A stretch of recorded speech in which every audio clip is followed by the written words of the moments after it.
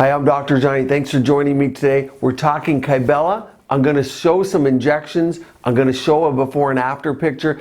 And we're going to talk about the most asked questions. So many people have asked, can you use it on the face? How is it under the chin? Should I just get liposuction? How much does it cost? What about the nerve damage that it can cost? Is that worth it?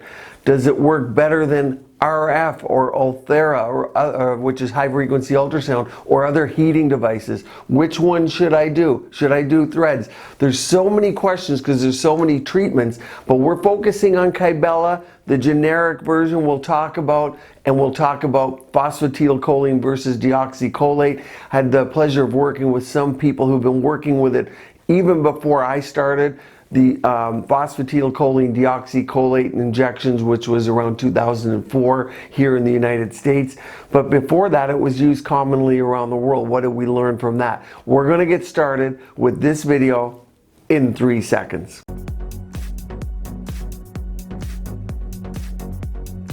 Okay, so Kybella is deoxycholate. Originally, it was with ATX 101 is what it was called, and it was with Kythera Pharmaceuticals, bought out eventually by Allergan, and it was studied for submental fat. There was a grid placed on the submentum area and several sessions were done.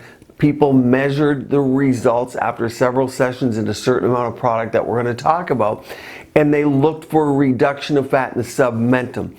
So the natural question is, why the submentum or the double chin, and why the grid, and all those questions come. But remember, to study something, to get a result, you have to be able to quantify it and you have to standardize it. And so that's why the grid. And can you go off the grid? Yes.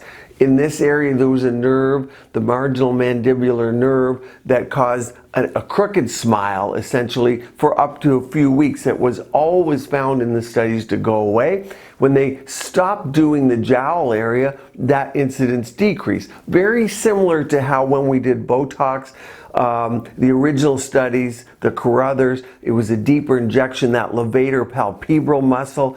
If we injected deep, the incidence was 3 to 4% in those studies of a lid droop for years, right up until 2006-07. Even today, people will come in, hey, I just don't want the dreaded lid droop. The lid droop is extremely rare. Most injectors will never see it. Same with the edge of the mouth crooked smile.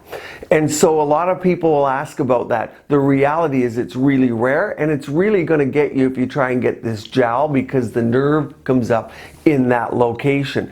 So it's deoxycholate. There's also phosphatidylcholine. Let's talk about that one real quick.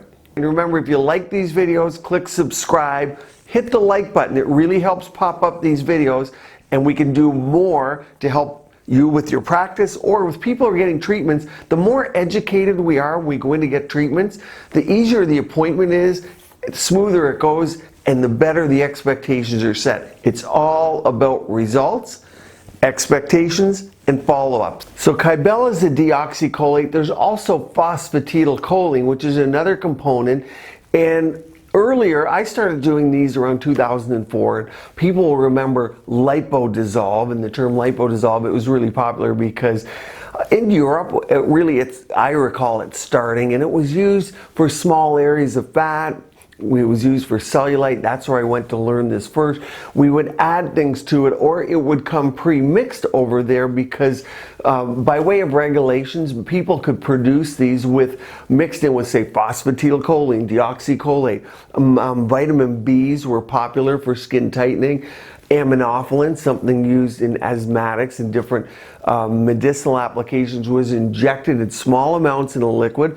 It was thought to help speed up metabolism of cells and tighten the skin and help with cellulite. Also, things like collagenase were added to help with cellulite and help break up the bands. So when people talk mesotherapy, meso means middle layer of skin. Therapy means a type of therapy, and it was originally by Pistor and that group to put medicine, say, around in the middle layer of skin, around a joint, around something, so that the area would improve or heal. And then, of course, the French loved their aesthetics, and they used it for rejuvenation of skin. So something that people did every few weeks with minerals, with vitamins, with nutrients, and then eventually with deoxycholate and phosphatidylcholine combinations. It came to this country as liposol. People use it as weight loss. The regulators looked down and said, people are overusing it, and when you put too much, and if you do put that in the middle layer skin, you can get ulcerations. So not much more to talk about the generic brands. Understand some states mandate what can be done. The nice thing about Kybella is it's FDA approved, it's standardized, it can be used on label as under the chin and other areas. I'm going to do a video on Kybella body. You'll be able to watch injections. You can use it off of the face. Also, when we think not just submental on the face, but people use it for the downturn of the mouth and the fat on the face. And we're going to cover that more in other videos, and I'll show you the injections. You can watch my videos that exist now on dissolving the jowls or treating the jowls, and I show that treatment on my existing videos, but we're going to revisit it because a lot of people have questions. Facial slimming is in, whether it's with PDO Threads. I have a video on slimming the face with PDO Threads, dissolving fat, minimizing the masseters, or combining all three. For many people, it's going to depend on what your provider sees. Do they see more fat? Do they see more muscle? Do they see a combination? And then what are the expectations of the patient? Some people just want surgery, or even filler can be used to contour and kind of hide the areas of fat. Chin projection. Let's go and watch some injections being done, and also let's look at some before and afters. So let's look at some injections, and it's important to remember these are done not really in the middle layer skin like the original mesotherapy I talked about, but they're a little bit deeper in the fat layer. So here you see the injections in the submental, a little bit deeper, 1/2-inch needles common to use.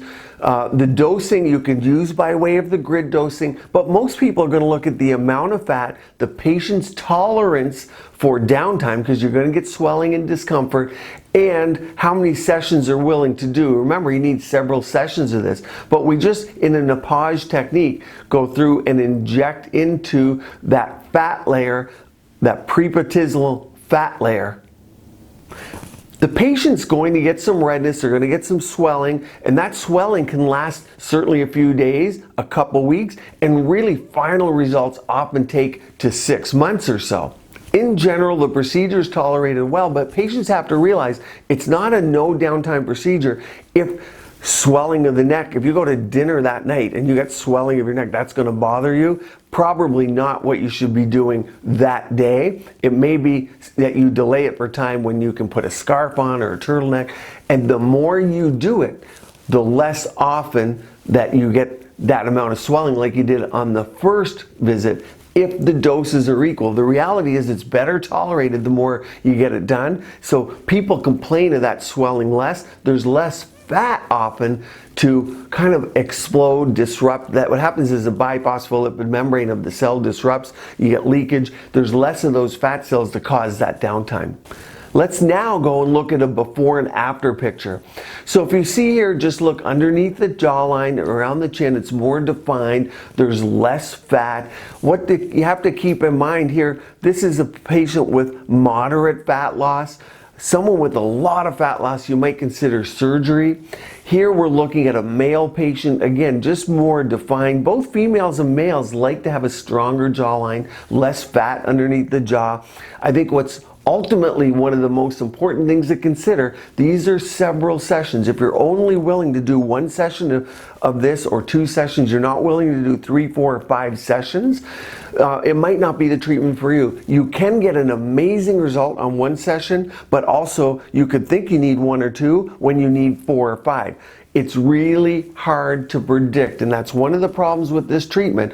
And it can get expensive because anything that's come to market and been studied and you're getting the real product, it's often more expensive than a generic version or than a fake version. I hate to use the word, but there is a lot of fake products.